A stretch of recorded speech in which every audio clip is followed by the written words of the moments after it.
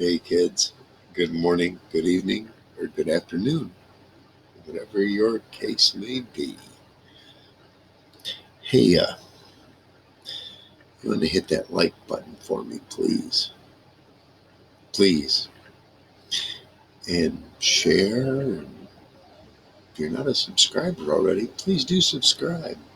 I'd greatly appreciate that. And hit all your notification buttons.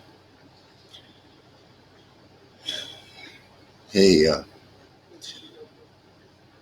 after my divorce, during my divorce, I went down to southern Indiana, almost to Tennessee. So close. The town was called Rushtucky, Rushville, Indiana. A lot of southern accents in that area. Strange, right? Anyway, I came back to the area where my ex-wife was. I don't know, 20, 30 miles away. I don't know. I don't care. It's kind of in survival mode. I got a camper from a friend of mine. He was just starting to part it out, take the metal off from it. I got it, resealed the roof back up on it. I worked at a glass shop at the time. What I did is I took plexiglass. It was a pop-up camper. I took plexiglass and put it between me and the canvas part of the pop-up. Insulated it. Very nice. Very nice. I had someone had given me a few rolls of insulation, and I put them underneath it. Kept the frost from coming up through the floor. It was rather cozy. Matter of fact, I'd shut the heat off completely at night. I'd wake up, it'd be a little frosty in there. I'd fire up the furnace that was in the little camper, and heat it up real nice, real hot. And I could shut the furnace off and turn on and light up about 4 candles, and it kept it real nice and warm in there. Kept my heating bill down. It got to be about $40 a month. Wasn't too bad, about 2 propane tanks a month. I ran a 150-foot cord of electrical extension cord to get electricity so I could power up a CB radio and my lights. I'd alternate between the radio and TV. I didn't want to run them both at the same time. I could tell that the snow reel never really stayed on that power cord the whole time. It got down to like 20 below sometimes there.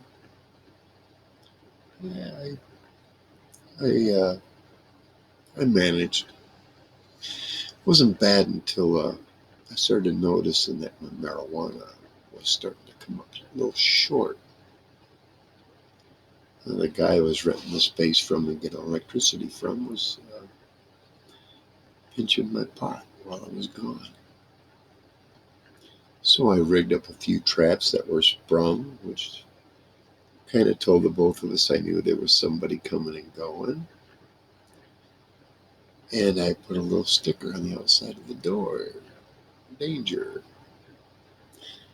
Electric traps have been set.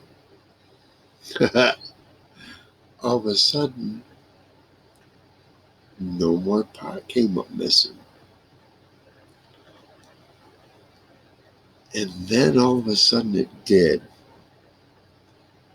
And I had somebody give me an outdoor game cam.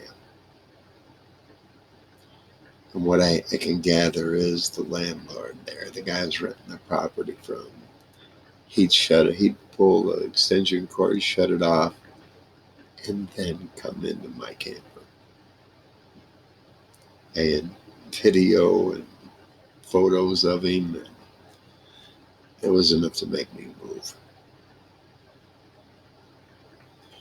One little story added to that is, wasn't long after I moved that a guy that also rented on the same property, which I never had any problems with him. He someone poisoned his dog. It was a husky to boot. I have an affinity for huskies. And he blamed me for it. So we were all communicating on the radio at that time. So I told the guy, hey, I'm going to unkey the mic. And when I do, I'm going to put on my shoes and head in your direction. Meet me halfway. Just maybe a quarter mile up the road.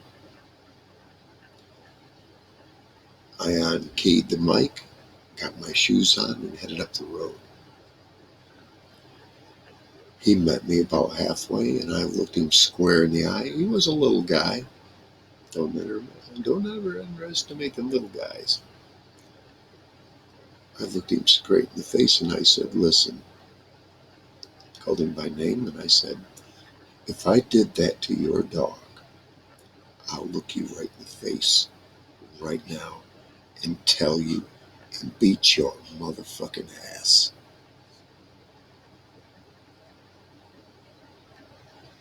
Notice that I'm not beating your ass or telling you that.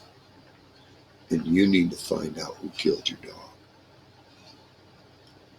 I think I gained more respect from him that day than any other time. We're still friends. And we did find out who did it. It was some kid down the road. Some jealous little bastard. That's how it goes. But desperation sometimes pits us with those we would otherwise avoid. That was kind of the case there. Hey guys, thanks for listening. It's all from the heart and all from my memory. Please pass them on. Till next time. Wrong hand. Peace out.